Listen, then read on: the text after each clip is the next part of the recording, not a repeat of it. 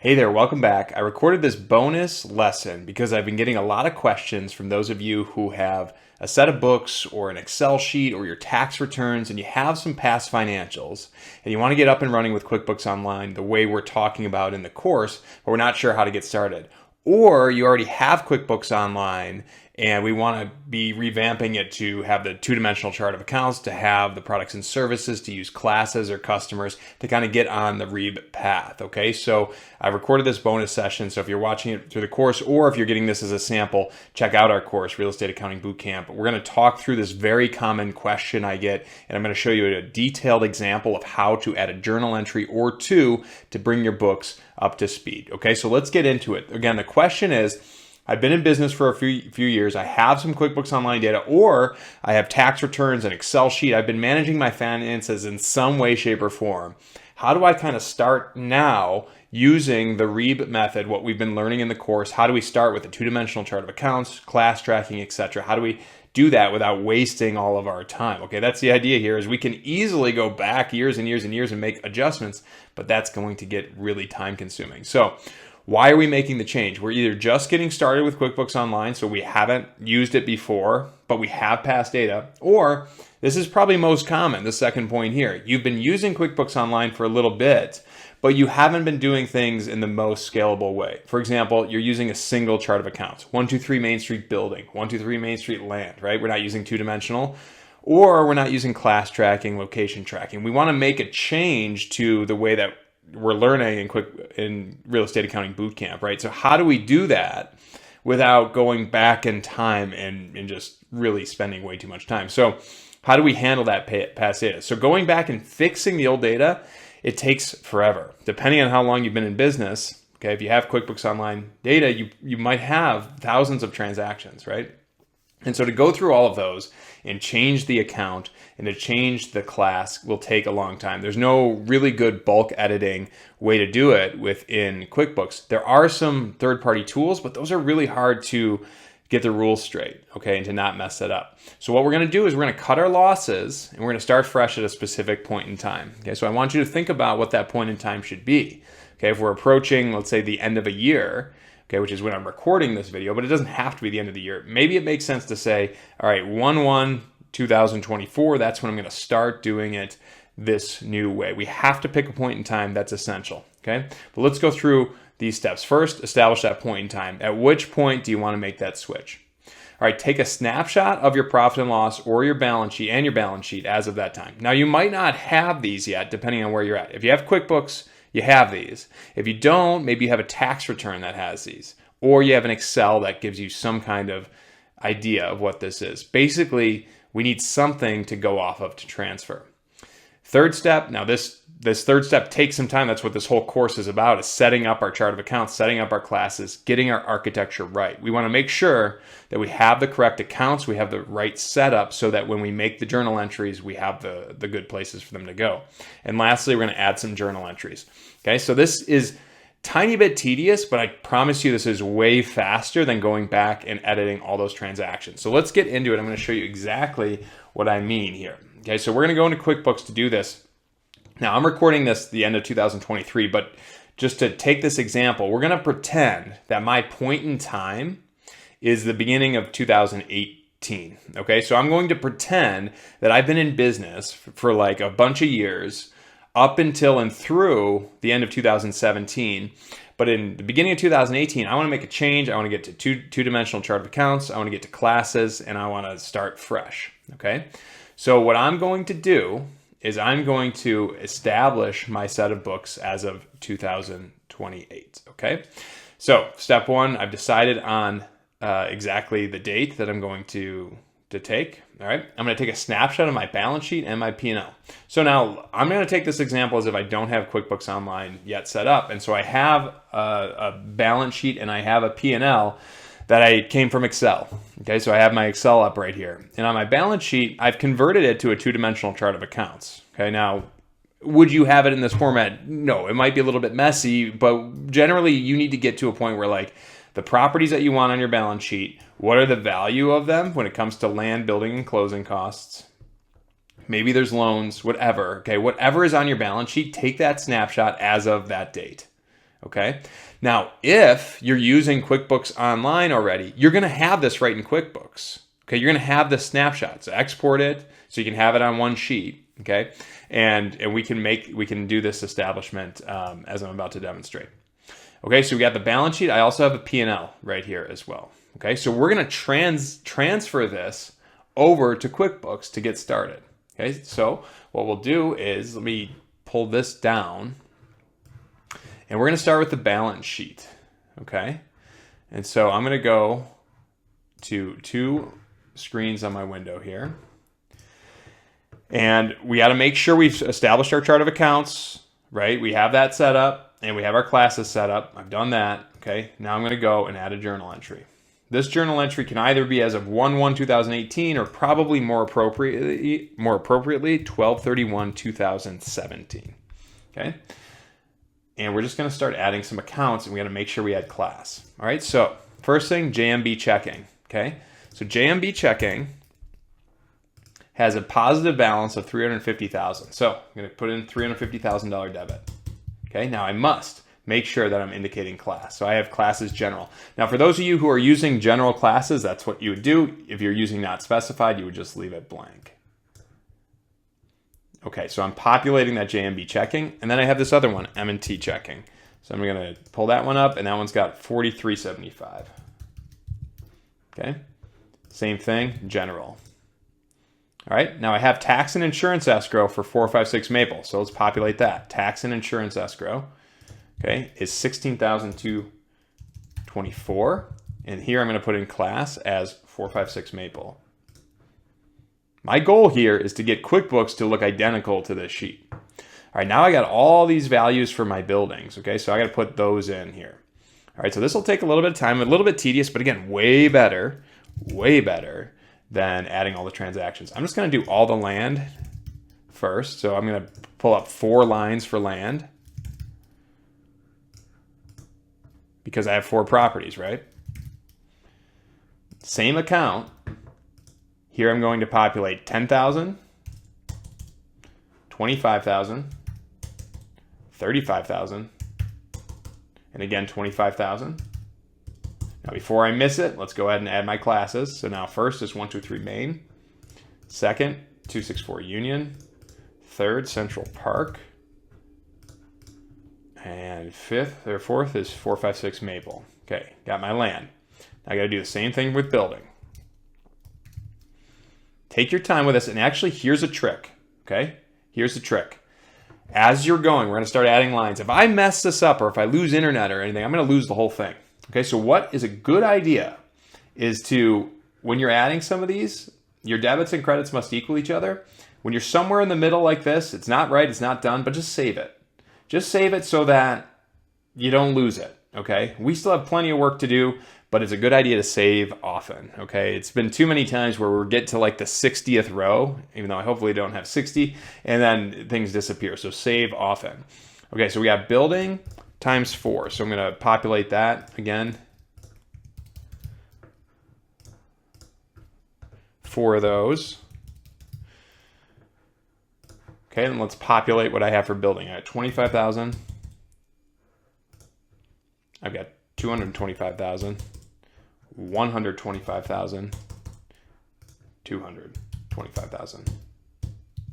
All right, before we forget it, let's go 123 Main, 264 Union, Central Park, 456 Maple. Okay.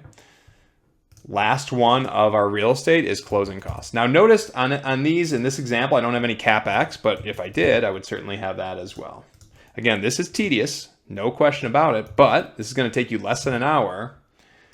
And if you were to go back and change all those transactions, we're talking about weeks, literally weeks. And I know, I've done this.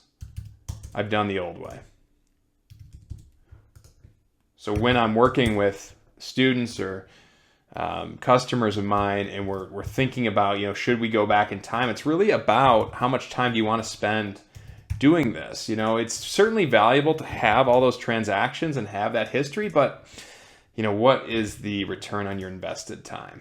All right, now that I've done all that work, let's just save it again. let's just pick up the next account I'm going to use is security deposits. So why don't I just populate that? Security deposits, let it be whatever it's going to be, save it. Great. Now if I lose the whole thing, I'll be able to come back to it. Okay, now security deposits, we just finished all the assets. All these assets have positive amounts, therefore I was debiting them. Okay, now we're getting into liabilities down here. So I have $17.50 in security deposits for 456 Maple. Okay, and then I have conventional loans.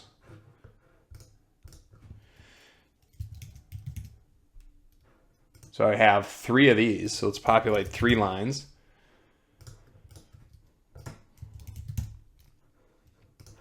So this is my loan balance for each of these. I got 200,000, 125,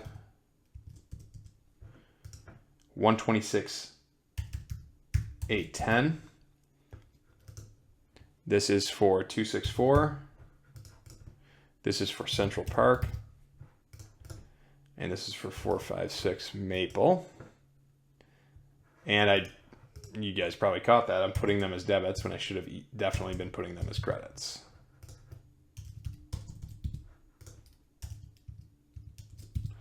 Sorry about that. Okay.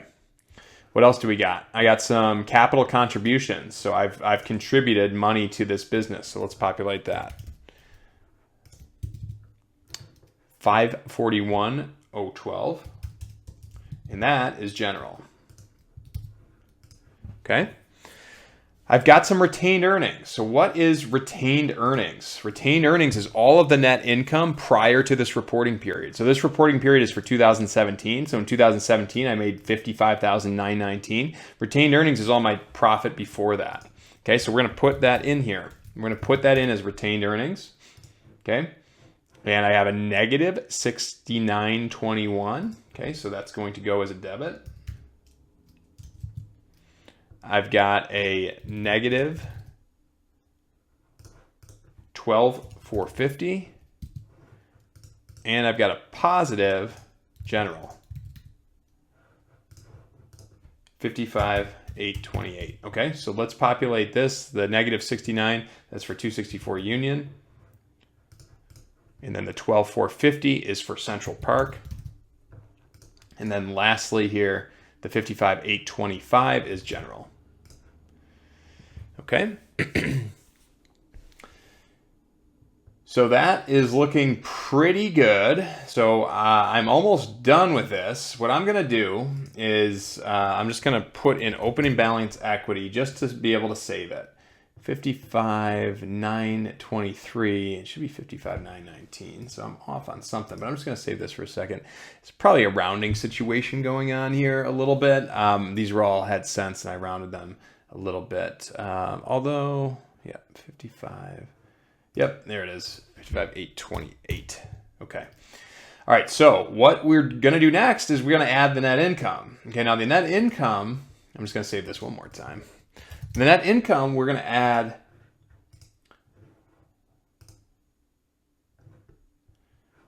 from the actual profit and loss. Okay, so let's explode this up. Here I have my profit and loss with the 55,919. Okay, so now let's add these items. So instead of just adding a retained earnings or a net income line, we're going to actually populate this now. Okay, so this open balance equity, this 55,920, 55,919 is going to come out with all these lines that I'm about to do. Okay, so now we're going to do rental income. Okay, now I have 3 lines for rental income. And again, I appreciate your patience. This is not a super easy thing to watch, but for those of you, I know so many of you need to do this. So we're going to credit this. We're going to go 79,579. Okay, and then we have 27,925, and then we have 27,967. Going in order: 1, 2, 3 Main, 365 Central Park, and 456 Maple. Okay. That's rental income. Now let's do property insurance. Now for insurance, I've got 2. Okay, so we're going to debit these $24.98 and $14.79. All right, this is for 1, 2, 3 Main, and then 365 Central Park. Okay, legal and professional. Now, legal and professional from a cost of goods sold standpoint, I'm going to have 2 of these. So here we're going to go 109 and 109. 123 Main. Central Park. Okay, interest. 22,027. Pick up all these for a sec. We got 3 of these. 22,027, 6081, and 6197. Starting with 123 Main, going to 365 Central Park, and lastly 456 Maple. Repairs and maintenance, I have 2.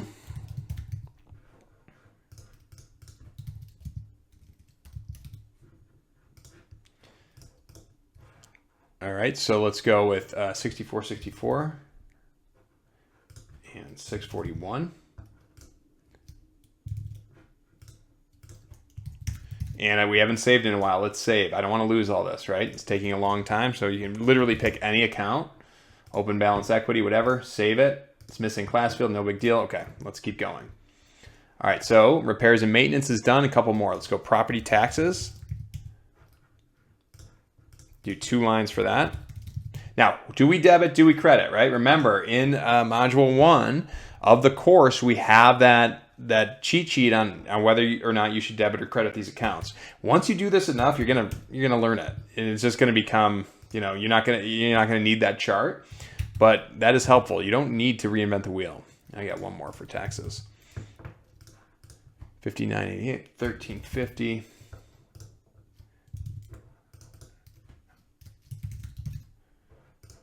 Notice that I don't have any general for my cost of goods sold. That's good. That's what I want. I shouldn't have anything, right? Anything that's general should go under expenses. That's, again, what we learned in Module 1.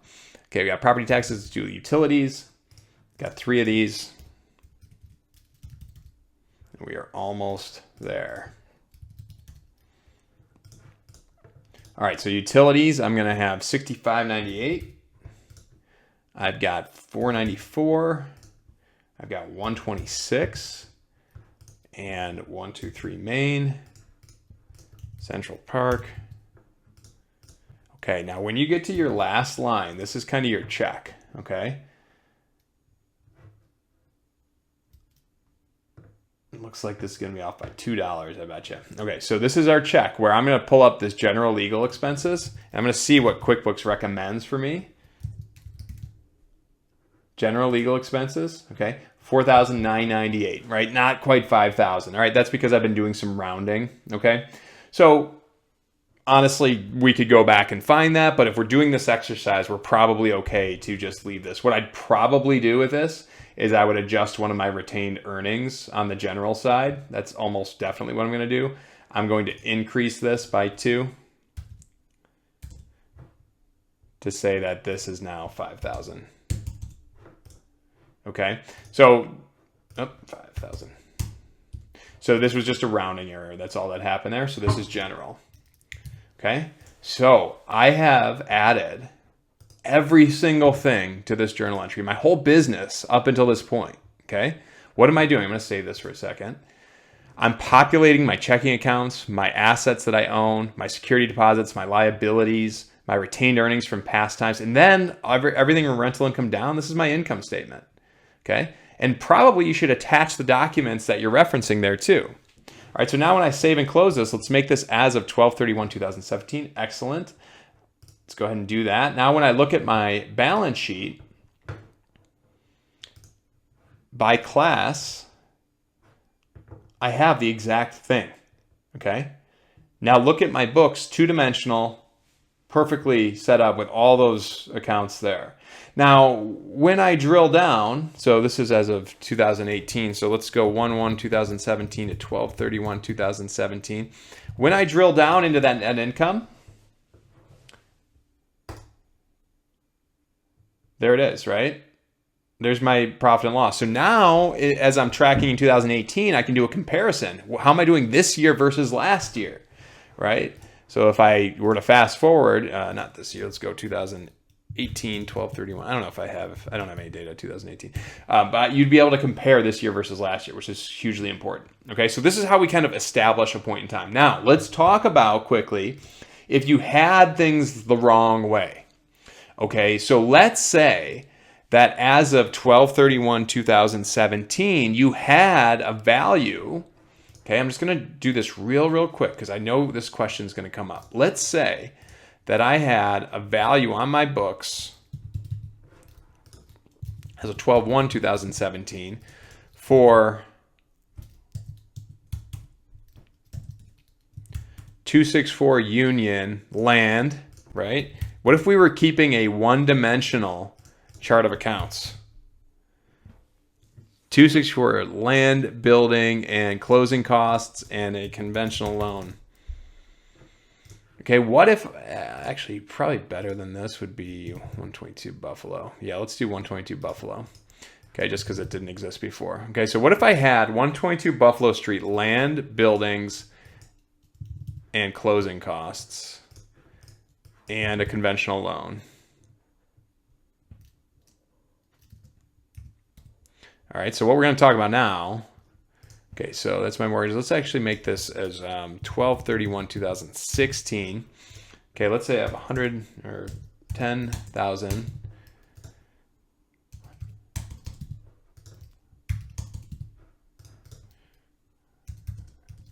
Okay, what if you had this without the class, right? Okay, so how do I get rid of that? So if I look at my balance sheet as of 2018, I got this junk here. I got this junk. I got to get rid of this. And you guys probably have this, huge long list. So what we do on that journal entry as of 12/31/2017, we bring this out, okay? So what I'm going to do is I'm going to take a quick snapshot of this so that I don't lose the amounts. Put that over there on my other screen, okay? And then on that same journal entry,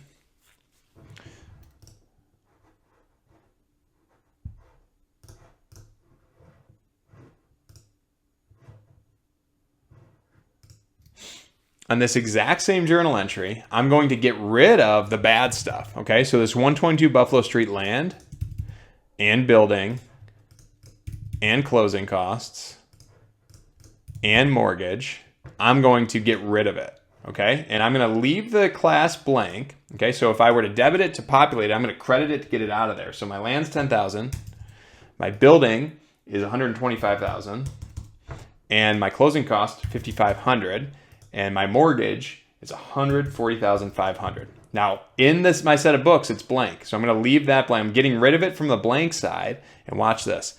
I'm going to populate now building generic. Actually, let's start with land.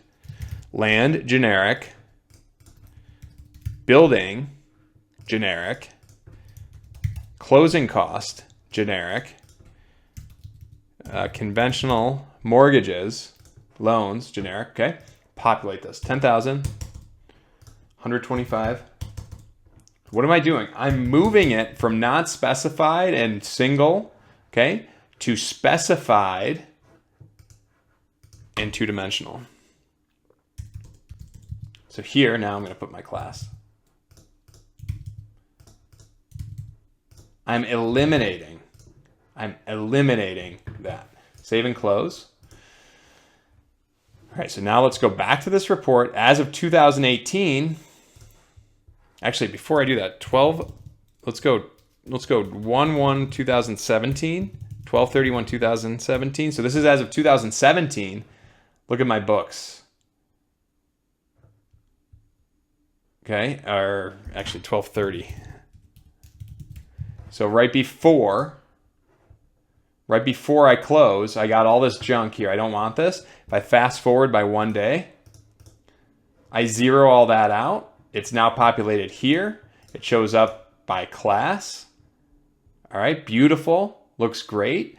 And now I could do a couple things. I could show rows only, non-zero. It's going to get rid of all that junk, right? And then when I fast forward to 2018, it's just not there at all because it's not active anymore. And you can make those accounts inactive, all right? So this is what we're talking about here. We're talking about establishing a set point in time. I don't want you to spend hours and hours and hours going back in time and editing all those transactions. Use this journal entry to populate things the way you want it.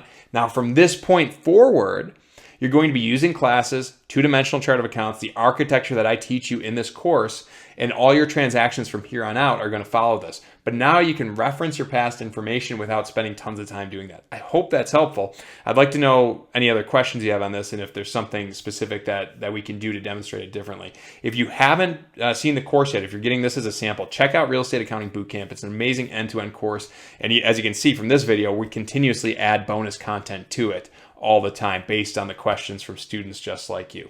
Really appreciate your time. I know that was a long slog get through that video, but it's a question I'm getting all the time, all right? So keep looking out for new bonus videos in the course. Ask me questions, whether they're on the live Q&As or within this course right in the comments, and I'll be surely adding more and more as we go. I'll see you on the next lesson.